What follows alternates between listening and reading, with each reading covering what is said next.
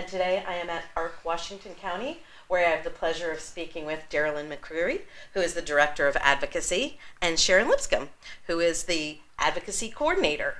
Sounds like a lot of advocacy we got going on here, ladies, so Sure is. Thank you for joining me. You're welcome.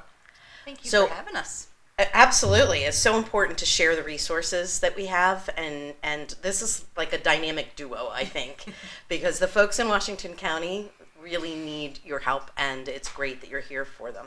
So let's talk a little bit about what ARC Washington County does. So the ARC of Washington County is, we are an affiliated chapter, local chapter of the ARC of Pennsylvania and the ARC of the United States. And we offer a variety of services, specifically advocacy-related services for people with intellectual developmental disabilities and their families. So really our main focus is to just gather resources and information and provide them to families so that they can assist them in navigating the services that their loved one is entitled to. That's awesome, because so many people are entitled to services that they don't even know exist. Right, So absolutely. I'm glad that you're here and doing that for them. And just, it can be confusing, admittedly, to me as well as perhaps to other people. Can you tell us a little bit about the difference between ARC Washington County versus ARC Human Services, with whom you share the building, right? Yes, absolutely. So ARC Human Services is our provider side of the billable services that we offer for people with disabilities. So ARC Human Services and the ARC of Washington County work together. So we collaborate together under the same umbrella, but two separate entities. So ARC Human Services provides the residential services, in-home and community supports, community-based services, employment services. So those are all things that get billed to the state of Pennsylvania, and the state of Pennsylvania reimburses for that service. Okay. Whereas the ARC of Washington is strictly advocacy, and we don't charge for our services. So we provide this service for families and individuals at no cost. I think that's huge. Make sure everyone knows about that. Yes. So as we do the advocacy, Sharon, why don't you tell me a little bit about, like, what does a day look like? Who are you involved with, and what types of things do you end up doing? Every day is different. Okay. Some days I'm on the phone talking to family members who are reaching out for help for a loved one. Sometimes we can connect them with other services that are available in the county through Washington County. We refer to other counties if somebody is not a resident of Washington. We also have self-advocates. So we do meetings with self-advocates, and our self-advocacy and action group meets once a month. And we have a really nice group of folks that come to our meetings every month. We provide information on just different topics throughout the year to help people find their voice, speak up, learn about their rights, and anything else that's kind of current in the news or a hot topic. So do you facilitate those discussions among self-advocates? Like, is that something that maybe you bring a topic to the table? Or is it something they bring their topics and you help to guide them? What does that look like? We try to plan ahead for the year, so we have an idea of the different topics that we'll be talking about all year. So we meet with our group and we'll get ideas on different things that are happening, things people want to learn about. Like, this is an election year, so we had a great presentation on voting and your rights about voting and the importance of voting and having that choice. That's tremendous. So, So I feel like it's like a combination of hearing from the self-advocates as well as providing them with new opportunities and learning opportunities. At the beginning of the year, we typically will ask the self-advocates, what are you interested in learning? What do you want to know more about? How can you be more independent in your life? And last year was a huge topic on technology. So we try to tie that in and continue to tie that in, especially with our technology library as well. That's awesome. because it's something that everybody's using, and I'm sure everyone's asking about it. So the fact that you're able to provide that resource essentially in-house is tremendous. It does, please. We also do special education advocacy. So a day could be talking to a mom or dad about helping their child in school who may have an IEP or a 504 plan, and making sure that they're getting the supports their child is getting the supports they need in the classroom. So are you providing coaching to the caregiver going into the meeting, or both?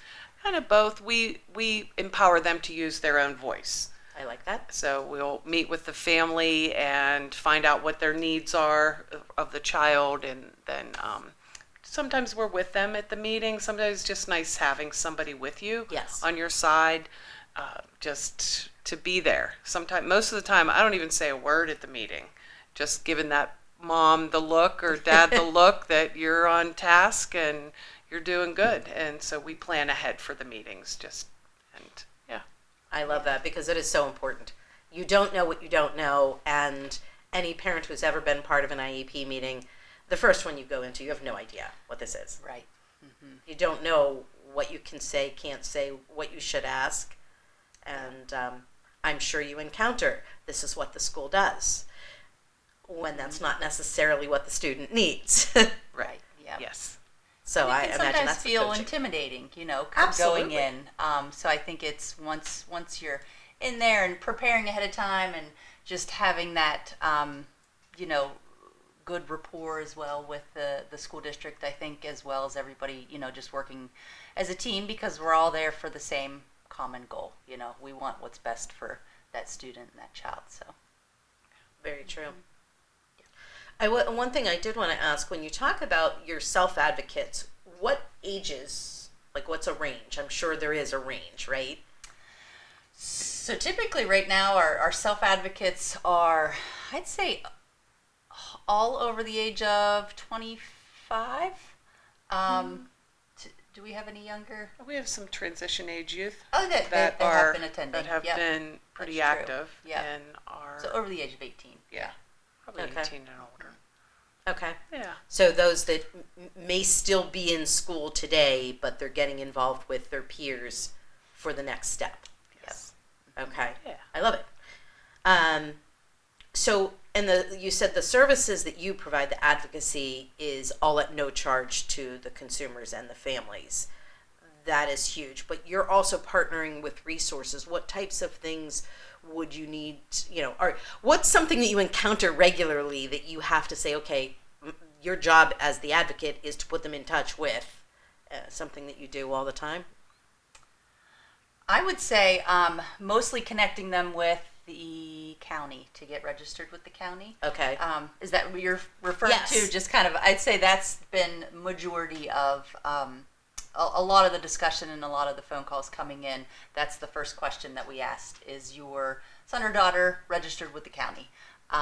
And do you have this in place? So I think just explaining that process and helping them kind of navigate through that as well, because it can be a lengthy process. There's a lot Absolutely. of paperwork, there's a lot of information that's required, assessments, and so forth. So just making sure that they are aware and know that should be kind of the first step, is to contact the county to get registered and start the process. And do you find then that once you put them in touch with the county that they're kind of launched, or are they coming back to you for, okay, what's step 2 and step 3? Sometimes they're coming back. I mean, Okay. it's a huge system, and it's hard to Yes. understand the lingo and just help navigating the services sometimes, just explaining it in a different setting from a different kind of point of view from the government, explaining it to you. Absolutely. Trying so it's right? easy to understand. Right. So, Yeah, you're talking to families as a family member, or being moms yourselves. I get that. Yeah. And I think also just even every stage of development is different. I mean, there's something different that you have to do, whether it's early intervention, school age programming, transition, adulthood, aging. So there's a lot that, to plan for. So I think even sitting down with families when their children are young, just to help figure out what the next step is. Let's take this one step at a time. Maybe we look at the next 6 months and then look at a year and then beyond that, just to kind of help plan for the future, because it can be overwhelming. It can be overwhelming for anyone, but yeah, you know, absolutely. fortunately you're here to help some folks. And you mentioned those different stages and transitions, and there are transitions at different points in life, but when we refer to transition age, what are you targeting? Like, who are you seeing if you're talking transition?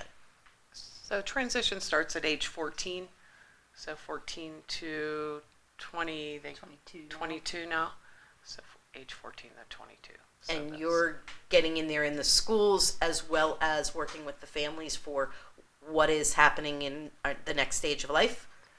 We try to get into the schools, and we bring some speakers in to talk about transition age. We have an upcoming speaker series coming up, so we'll be bringing in Rooter Law for transition age youth. Yes. So age 14 and older, and basically what you just need to know and plan for and know what's available for the students. So I'm glad you brought that up, because that is one of the great things that I know that you do here, is you don't just work with individuals and families, but you do these things for groups. So you mentioned bringing in Rooter Law, so you'll be inviting families of the transition age youth to come and hear from a legal standpoint, I suppose. Yes. What the next thing is. Nice. Yes. And what other types of things have you done as groups? So we do, so we have Connecting Families, what we call it.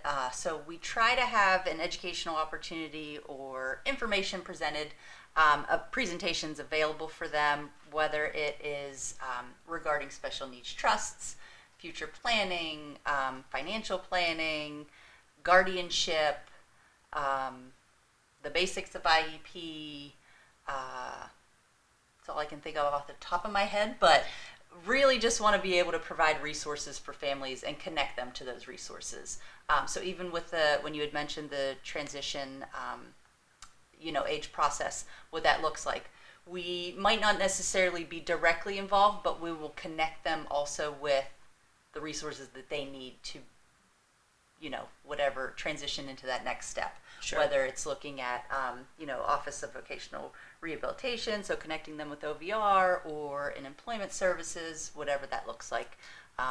We're there as that connection. So we do a lot with connecting, obviously, connecting families. So that's helping families network with each other, share resources and information. We have our Connecting Through Inspiration art gallery, which we haven't gotten to yet. No, but I'm glad you brought it up. So we like to use the word connection in a lot of our things that we do, is just because we feel people connecting to the community, connecting with each other is such a key part to being able to, support their loved ones. I love that. And since you brought it up, I do want to talk about, so let's talk about the art gallery and the programming that you have available. Tell me about that. So our Connecting Through Inspiration art gallery has officially been open for a little over 2 years, so about 2.5 years now. And we just decided to do a art gallery because we wanted a space where we could have local artists display and sell their artwork. Local artists of all abilities. So we have people with and without disabilities that display their work. And our main focus and goal is to celebrate inclusion and diversity. So with that being said, we are open to all types of art with all types of artists that submit it. So people don't know who and what type of art is out there or who created that artwork. It's just art that it might catch somebody's eye, and it's just really cool to see that just that diversity and inclusion. And I like that it is here to see, but also here to be purchased if you're inspired. Yep. Like maybe to put it in your office. Like you. Yeah. Yep. Well, some of the pieces are just so beautiful, and I think that's important that people know that you're not just coming into the gallery to see. It is available. Most of it, I guess, that's up to an individual artist. Yes, yeah. Okay. Majority of the artists do sell. There's some people that just want to display their artwork, but just aren't ready to get rid of it.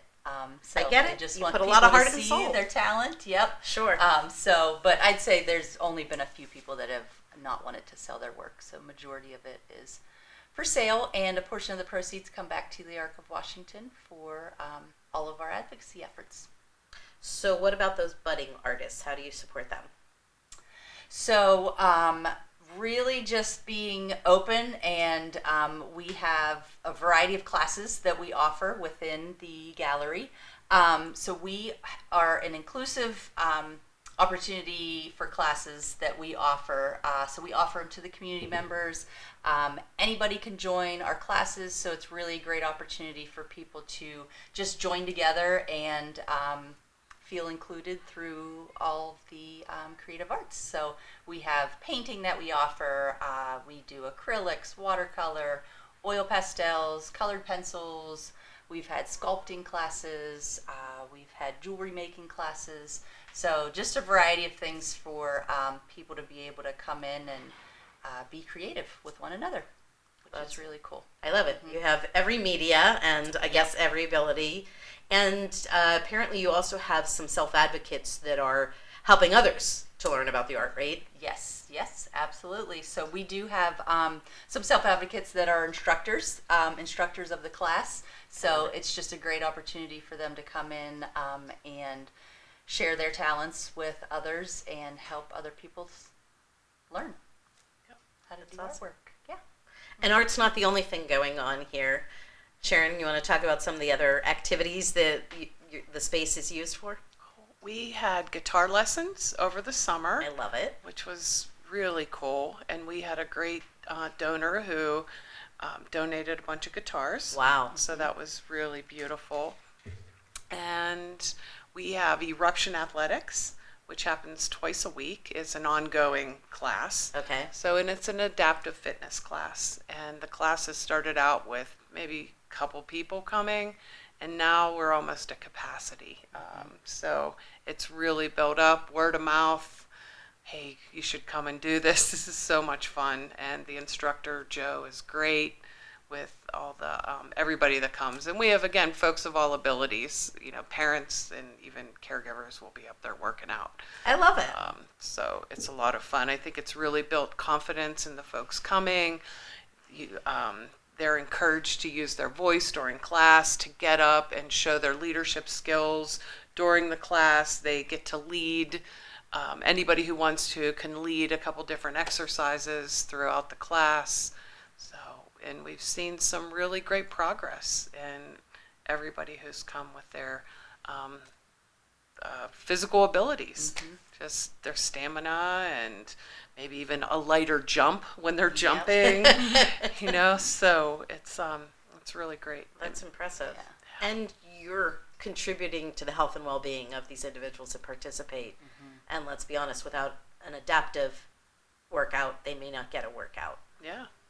So it's good to know. Now, is that something that comes at cost, or is that also offered at no charge? That is also offered at no charge. That's amazing. We do, all of our art classes are actually supported by PA Council on the Arts grant that we receive. So as long as we continue to receive that, we'll be able to offer the classes at no cost. And then also Eruption Athletics, United Way of Washington County has been able to partially support that programming. So we're continuing to look for funding to support that, but as of right now, yes, we are continuing to cover that. And this is why we need to share the resources, yes, because you can exactly. come and you can take an art class, you can display your art, you can work out, and you're not worrying about coming out of pocket for that, so don't let the expense deter you from participating. I love that. So are there other social activities that are going on? We talked about the self-advocates, and we talked about different things you do for parents. Are there other social activities that take place? We have a fashion show every year. Oh, do you? I didn't know about this. At the Crown Center Mall. And it's we partner with Dress for Success Pittsburgh, the Washington branch, who dresses all of the models who wear women's clothes. So it's been a great partnership there, and that's, again, building confidence and Building Connections Through Employment, I Yes, think was that the was name the of last our one. Yeah. fashion show this past time around. I love it. That's a great partnership. So that's part of our self-advocacy program. So our self-advocates actually are the ones that have a large say in just the structure of the event, what it looks like, the message that we want to portray. So with partnering for Dress for Success, it's a great opportunity to promote employment for people of all abilities. Sure. So they would, we have their script written. They let us know what they're interested in, what their dream job is, or where they currently work. This year Sharon was the MC and announced everyone walking down the runway. So it was really cool. It was a great event. And it's in the community, so it's at the Washington Crown Center, typically in April, first week in April. And we had a good amount of people stop by that were just walking around in the mall and stopped and checked us out. So it was great. That's awesome. And I didn't even know about that one. So Yes. see, Yep. I've learned something new. So And we speaking also- of learning, please Sorry. go ahead. We also host the a 4th of July float in the parade. So Canonsburg 4th of July parade every year, which is a very large parade. But we create the float. One of our self-advocate leaders she came up with the idea about, I think it's been 11 years now. So she came up with the idea, wanted to be in the parade, and so we figured out a way to make it happen. We got a float. We decorate it every year. They come up again with their own theme. The self-advocates come up with a theme of what they want to promote to the community, what they want to express. And this year it was drive your own life, drive forward, drive. So it was car themed. Okay. But the awareness theme was, teaching people and expressing to people that you are in charge of your own life. And you can move forward. And one of the quotes that one of our self-advocates came up with is on the back of our T-shirts that Sharon probably remembers. I don't remember. Don't let an obstacle get in the way on your road to happiness. I like that. Something very close to Yes, yep. So yeah, going along that theme of drive and driving your own life. So I love it. That's awesome. So yeah, so it's their opportunity to express with the community and raise awareness. And do they work And together advocate. to create the float? Yes. Oh, that's very Yep. fun. Yeah, it's a lot of fun. So sometimes it's tough because they come up with the theme and we're like, okay, I don't know how we're making this work, but we'll figure it out. So Find a way, right? so we figure it out and it works out. And then on Fridays, we host coffee and chat at Chico's, and then we have an open art gallery. So that the open art gallery is an opportunity to have everybody help create the decorations for the float. And so That's Yeah, very it's fun. And that's every Friday, and it's also open up to anyone. So the coffee and tea chat at Chico's are really just a natural way for people to come to coffee shop, just hang out, get to know each other, meet new people, or just meet up with old friends and hang out, and then stop back and get creative with some of our materials back here. It can't hurt that you're connected to Chico Bichello. Absolutely. That you've got some good coffee, some good pastries, Yes. Yep. That's so a 9:30 win-win. to 11 every Friday Every Friday. morning. I love that. I love that. I'm going to work it into my schedule. I promise I'll be here. Fantastic. Can't be here every Friday, but we'll make a point of being here. That's really awesome. If there were one final thing that you would say is like the secret that people don't know, or what would be that one last thing that we haven't talked about that you really think people ought to know about Arc Washington County? I think it's just important just to confirm that everybody's story is different. We're all the same, but our story is different. So the help that it's just sitting down and talking to the family and meeting the person who needs support along with the family that needs support, and just to hear your story. And then that will help us get to know you a little bit better, get to know what your needs are, what your strengths are, and help guide services or put you in the right direction that way. or even to help guide that IEP, to help guide the individual support plan or the service plan, or help, somebody put them in the right direction.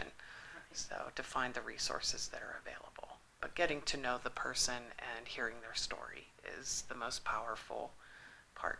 Well, I appreciate you saying that, because I know that's genuine.